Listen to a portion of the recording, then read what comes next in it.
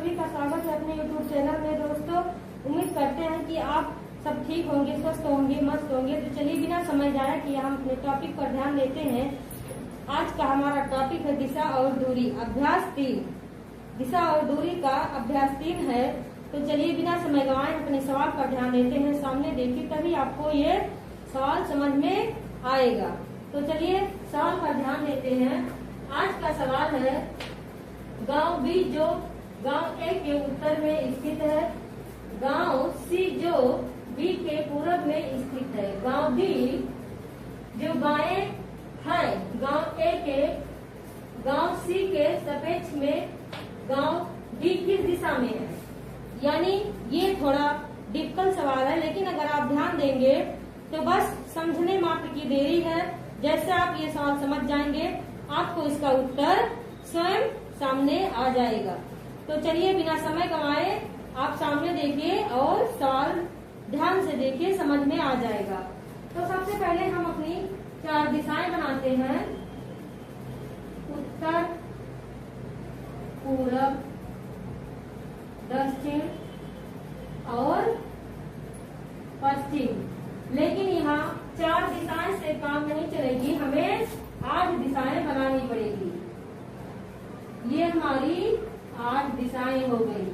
ये हो गया उत्तर पश्चिम, ये है उत्तर पूरब, ये है दक्षिण पूरब, और ये है दक्षिण पश्चिम कहो या दक्षिण पश्चिम कहो, या पश्चिम दक्षिण या दक्षिण पश्चिम। तो ये है दक्षिण पश्चिम। ये हमारी 8 दिशाएं हैं। तो क्या सवाल कह रहा है, ध्यान दीजिए कि कैसे ये सवाल लगेगा।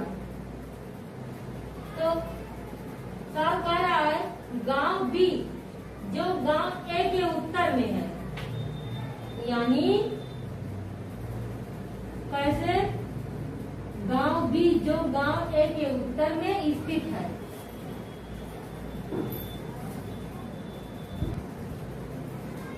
तो बिना समय गंवाए ध्यान देते हैं कि कैसे सवाल हल होगा। सामने देखिए, तभी आपको भी क्वेश्चन और सवाल दोनों समझ में आएगा और पढ़ाने वाला भी। तो ये सवाल क्या कह रहा है, गांव बी जो गांव ए के उत्तर में है, यानी अगर ए यहाँ पर है तो बी यहाँ पर होगा, तभी तो ए के उत्तर में गांव बी जो गांव ए के उत्तर में स्थित है। गांव सी जो गांव बी के पूरब में है, तो बी के पूरब में गांव सी है। तो देखिए, गांव सी जो गांव बी के पूरब में स्थित है। गांव बी जो बाएं है, यानी स्थित है गांव बी जो बाएं है गांव ए के बाएं, यानी ए के बाएं। तो वो या यहाँ हो सकता है या यहाँ हो सकता है, क्योंकि उत्तर में है तो ये उत्तर हो गया, लेकिन बाएं ये है कि ये है, ये क्लियर नहीं है।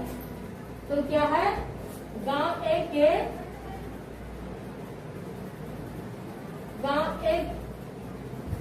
गांव बी जो बाएं है गांव ए के, गांव सी के सापेक्ष में गांव डी किस दिशा में है। तो इस तरह से हमारा सवाल होगा। तो समझिए, जो यहाँ था डी, तो यहाँ नहीं होगा। किस लिए, क्योंकि ये उत्तर में बता रहा है, तो ये उत्तर में है, तो इसका बायां यही होगा, ये इसका दायां हो जाएगा।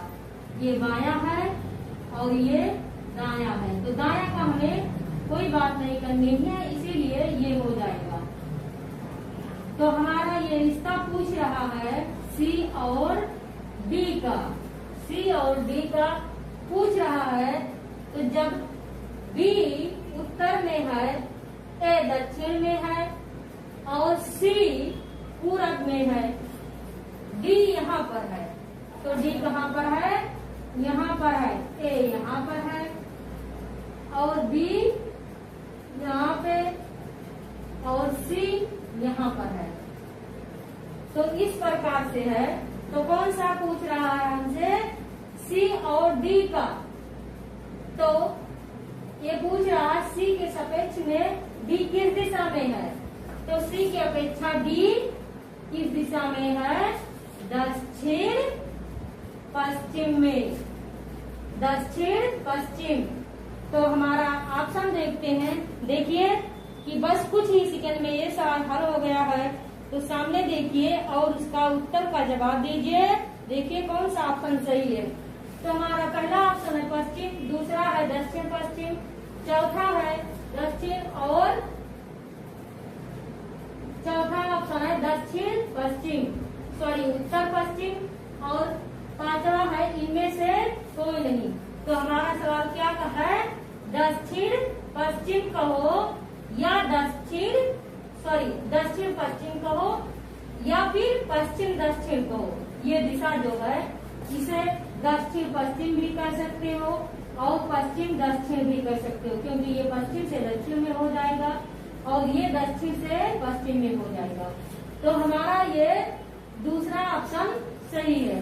तो उसी प्रकार से बिना समय गंवाए हम अपने दूसरे सवाल पर ध्यान देते हैं। तो सामने देखिए और सवाल को ध्यान से देखिए, समझिए और उसका उत्तर दीजिए। तो हमारा दूसरा सवाल कह रहा है P के अपेक्षा P के दक्षिण पश्चिम में Q है, Q के पूरब में, और P के दक्षिण पूरब में R है।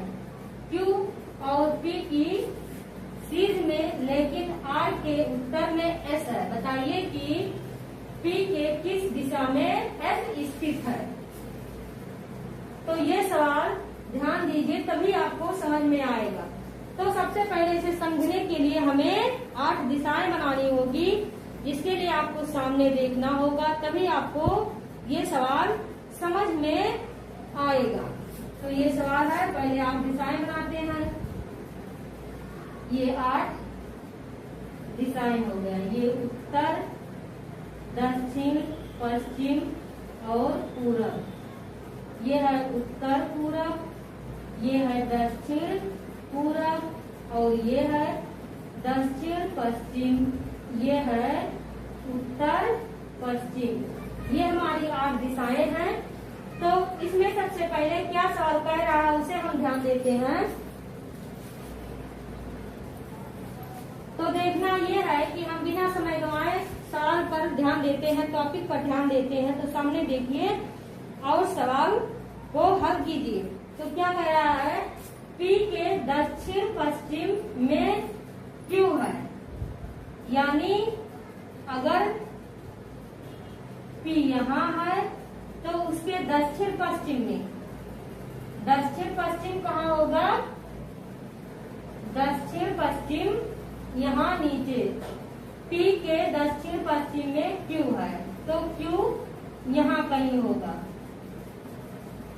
Q है, Q के पूरब और P के उत्तर पूरब, P के दक्षिण पश्चिम में Q है, यानी ये P है, ये 4 दिशाएं पहले है, ये P हो गया,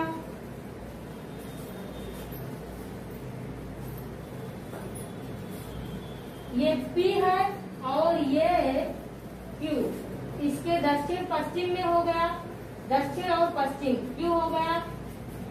Q के पूरब और P के दक्षिण पूरब में R है, दक्षिण पूरब में R है, तो R कहाँ होगा, सीधे ये लकीर इस तरह बनेगा और R यहाँ होगा, R यहाँ एक लकीर इस टाइप बनेगी। तो ये Q हो गया दक्षिण पश्चिम में, ये इसके दक्षिण पश्चिम में Q हो गया, दक्षिण पश्चिम दक्षिण पूरब में Q है। तो देखिए दक्षिण पूरब में Q हो गया, R हो गया। Q और P की सीध में लेकिन आर के उत्तर में एस होगा। तो देखिए क्यू और पी के सीध ऐसा है, आर के सीध में है लेकिन आर के सीध उत्तर में ऐसा है। तो उत्तर में हो गया। बताइए कि पी के किस दिशा में एस स्थित है। तो क्या सवाल कह रहा है, देखिए ध्यान से, एक बार फिर से ध्यान से सवाल देख लीजिए, जिससे आपको समझ में आ जाए। सामने देखिए और सवाल को समझिए। सवाल क्या कह रहा है, पी के दक्षिण पश्चिम में क्यू है। तो दक्षिण पश्चिम में क्यू हो गया, क्यू के पूरब और पी के दक्षिण पूरब में आर है। तो देखिए क्यू के पूरब और पी के दक्षिण पूरब में आर है, क्यू और पी की सीध में लेकिन आर के उत्तर में एस है। तो देखिए क्यू और पी की सीध में आर के उत्तर में एस है। बताइए कि पी के किस दिशा में एस स्थित है। क्या कह रहा, पी के किस दिशा में एस स्थित है। तो देखिए ये पश्चिम है, ये पूरब, ये उत्तर और ये दक्षिण। तो अगर पी यहाँ है तो ये तिरछा पूछ रहा है, तो किस में है, उत्तर पूरब। तो हमारा पहला ऑप्शन है पूरब, दूसरा है उत्तर पूरब, तीसरा है उत्तर, चौथा है दक्षिण पश्चिम और पांचवा है इनमें से कोई नहीं। तो हमें इनमें से कोई नहीं देखना है, हमें देखना ये है उत्तर पूरब, ये हमारा दूसरा ऑप्शन है। तो दूसरा ऑप्शन हमारा सही है, उत्तर पूरब। पी के उत्तर पूरब में एस स्थित है। तो दोस्तों आज का हमारा टॉपिक यही समाप्त होता है। अगर आपको वीडियो पसंद आई है तो प्लीज लाइक शेयर और सब्सक्राइब कीजिए, ज्यादा से ज्यादा शेयर कीजिए। हमारे साथ बने रहने के लिए धन्यवाद। अगले दिन मैं एक नए टॉपिक के साथ आपके सामने आऊंगी। तब तक के लिए जय हिंद, जय भारत।